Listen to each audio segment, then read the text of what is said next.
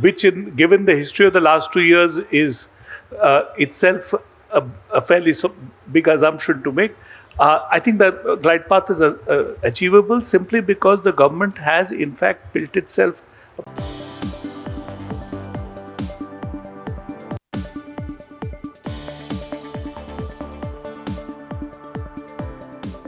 Hello and welcome. You're watching Business Today TV. I'm Sakshi Batra and this is Market Today, a show where we will help you understand all the closing action of the stock markets in today's trading action, what all has really, passed by, and when you talk about the trade in terms of the benchmark indices, the sectors in focus and the stocks that have been buzzing right from the word go today. Also, what should be your investment strategy and how should you be really approaching markets? Several of the earnings that are being reported, and also if there are any opportunities now with the bounce back that you're looking at in the Adani group of stocks. All of that will be up in our discussion with our expert today. But first up, a quick check of how the markets are trading at this point.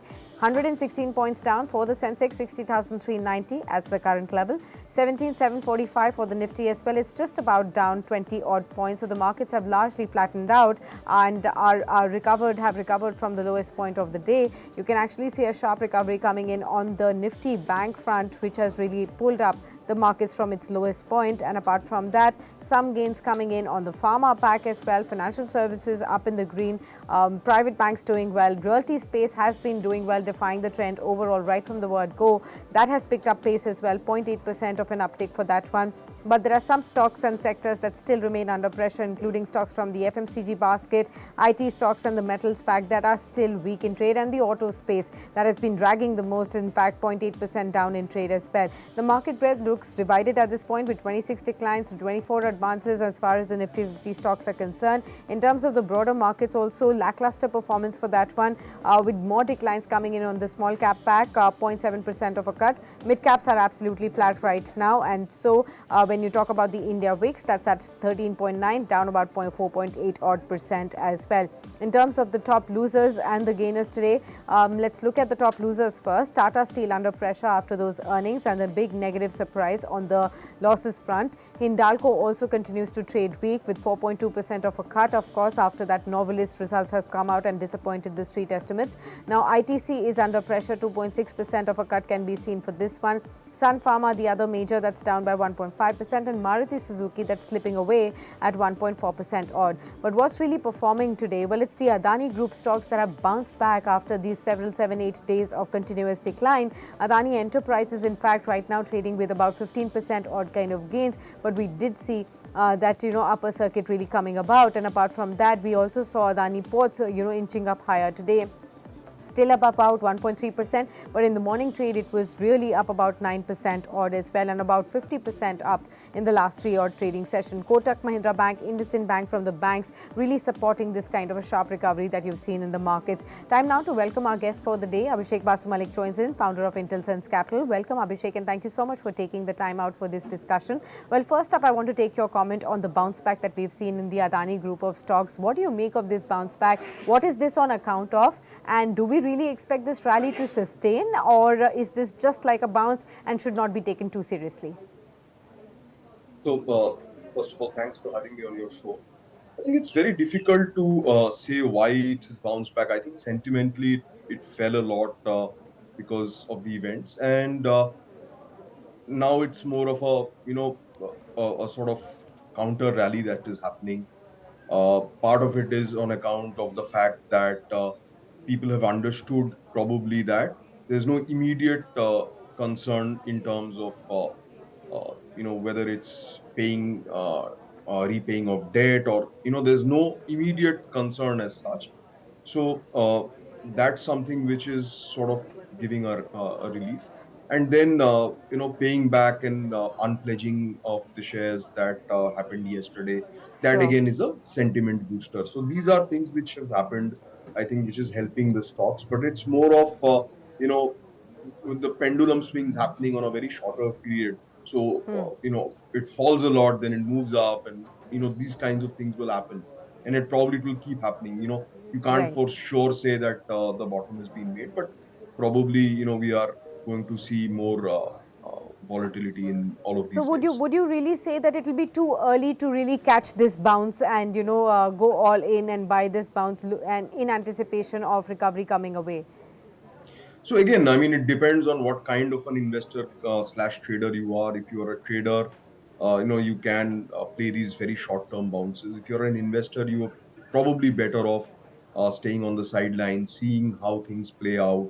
Because see, one of the main factors for the entire set of companies has been growth, right? It has been growing fairly well, because end of the day, most of these businesses are infrastructure businesses which are very low margin, Yeah. low ROE kind of businesses. And even with the fall, the valuations are still extremely steep. For they're probably even today more than 4 or 5 times the comparable peers. So you need to be very careful when you're looking at it from an investment perspective. Sure, sure. Understood that. Also, Abhishek, a lot of results have started to come from the Adani group of stocks. Yesterday, we saw that Adani Transmission reported net numbers of consolidated Q3, where the PAT was up 73% at 478 crores. The revenue was up 15.8% at 3,037 crores. The EBITDA was also up by about 29% at 1,708 crores. And just about an hour ago or so, we did see Adani Ports also really come about with its earning. Although here there has been a fall of 16% odd on the consolidated net profit front at 1315 odd crore rupees. The revenues have come in and higher. 17.5% is the jump that we've seen for that one. But how do you read these results? On the one hand, Adani Transmission, and on the other hand, Adani Ports. And does any of it after the earnings, make way for any, buying action after the earnings? No, I think again, both the numbers have been reasonably good. I would not say that transmission numbers were good.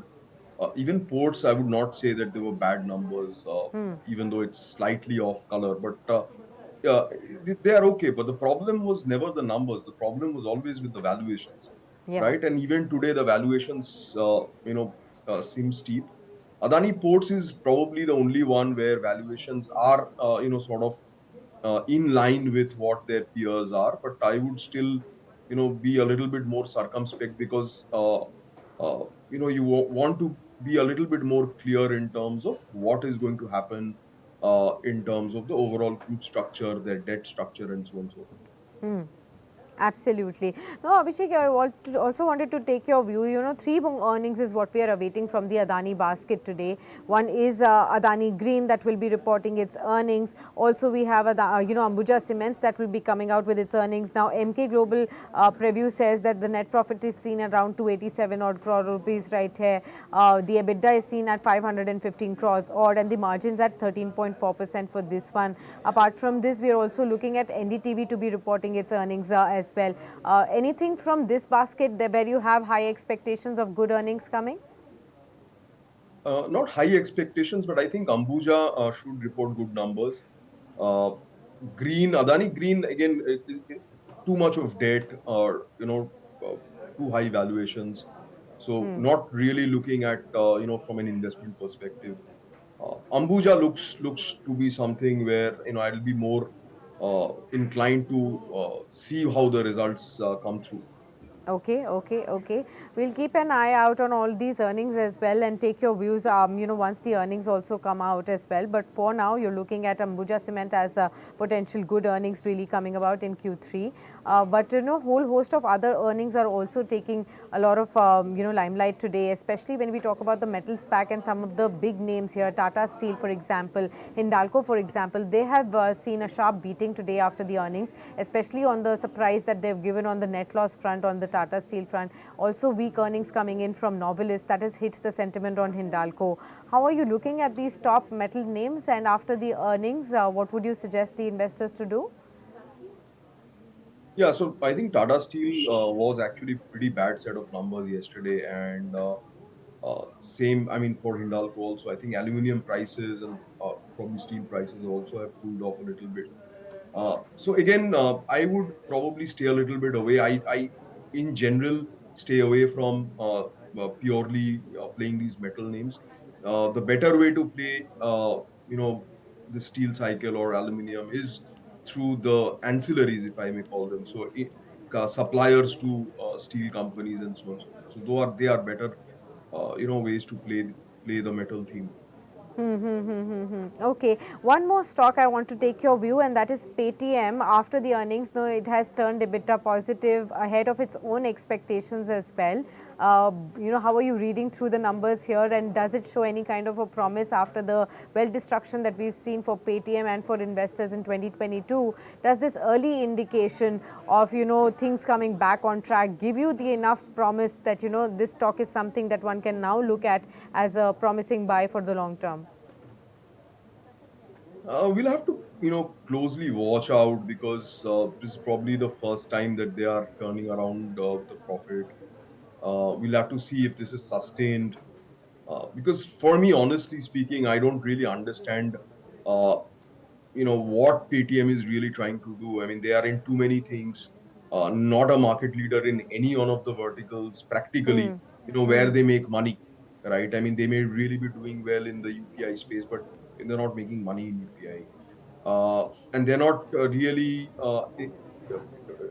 leading anything in terms of whether it's selling or whether it's loans or whatever else they are doing. So to me, I think the strategy seems a little bit muddled, and so I would want to have a lot more clarity. I mean, just because it's a new age company and it's there and it's fallen a lot, I don't want to sort of jump in and buy. Okay, understood that as well. A whole host of other numbers have also come about, so I'm going to be giving you some numbers and names right there. You can pick your choice as to tell me if that is something that you've been tracking and you're positive about, or that's something that you would want investors to now keep an eye out on. Century Plyboards in Q3, the profit has slipped 12.5% year on year at 82.2 crore rupees. That's one. The other one that I noticed today was Aditya Birla Fashion Q3. The net profit here declined 91.7% at 15.8 crore rupees, and that's against 189 crores that were reported last year as well. Apart from this, Motherson Sumi, the other one that I kept an eye out on. Here Q3 net profit was down 30% at 106 crores. At 151 crore rupees on a year-on-year basis, and the stock prices also slid after the earnings right there. So out of these three, are you tracking any of them? Motherson Sumi, Aditya Birla Fashion, Century Plyboards? Yeah, I think Century is actually a good play overall. From a housing real estate ancillary kind of play. The only challenge is, I think, MDF, now there's a lot of capacity that has come on stream across the industry, and that's probably creating some amount of margin pressure, pricing pressure. Other than that, I think longer term, Century seems like a pretty decent play to keep your eye out for. Okay, understood that as well. Where exactly, Abhishek, you are finding value in this current market setup? Are there any pockets that you're looking at in terms of a potential buy? We are also looking at the RBI's monetary policy to be coming out tomorrow. So is bank something that you're looking at positively? I think Fed chair also speaks tonight, so that has also created some kind of an anticipation globally as well. There is a kind of a pause that you're looking at in the global markets too. Is banks going to be something, or is there any other pocket that you're looking at currently? So simple. If you have a 1 year view, I think the best places right now are banking, uh, select PSUs, especially in banking, infrastructure, uh, and engineering, that space, and capital goods and engineering, railways. This is the pocket that I think where uh, if you are concentrating on, and also IT. IT, I think, has sort of bottomed out, and some of it is looking pretty interesting. So these are the spaces where, if we focus for the next 8 months to a year, I think Yeah. that's where the good reasonable gains could be made from there. Right. But one last comment from you on the overall markets. Right now we're seeing the markets down about 200 points or so, 44 points of a decline for the Nifty. There is a recovery from the day's low, and that's despite the Adani Group really showing a little bounce back. What are the fresh triggers that the markets will be looking at to really break out of this lackluster zone that we've been looking at the markets trading in from the beginning of 2023 so far? With the budget behind us now, of course, the RBI policy, which is largely unexpected, we're expecting a 25 basis points hike. If that Correct. comes about, that's going to be a non-event again for the markets. They may have already priced in. Then what are the fresh triggers that the markets may be looking at for a fresh leg of some momentum on the upside? So honestly speaking, I think we will all come to know about the trigger when it happens. Before that, it's going to go on like this for some time, in my opinion. I think last time we were discussing, I shared the same view. I mean, this kind of a move or consolidation can go on sometimes for months, sometimes for years. My sense is next 2 3 months we will probably spend in this range, and that can also extend to the first half of the year. uh, Both the broader markets, Nifty 500 even could be in that zone, uh, going up for 2 3 days, then coming down for 2 3 days, and that kind of continuing for the next few months. And what, how, and when we will come out of this is anybody's guess. My guess would be that once the consolidation is done and the earnings is sort of digested by the markets, the next leg of earnings growth will trigger off. Plus, also maybe some liquidity inflows, from FIIs, FPIs, that is going to drive up the markets in the next leg.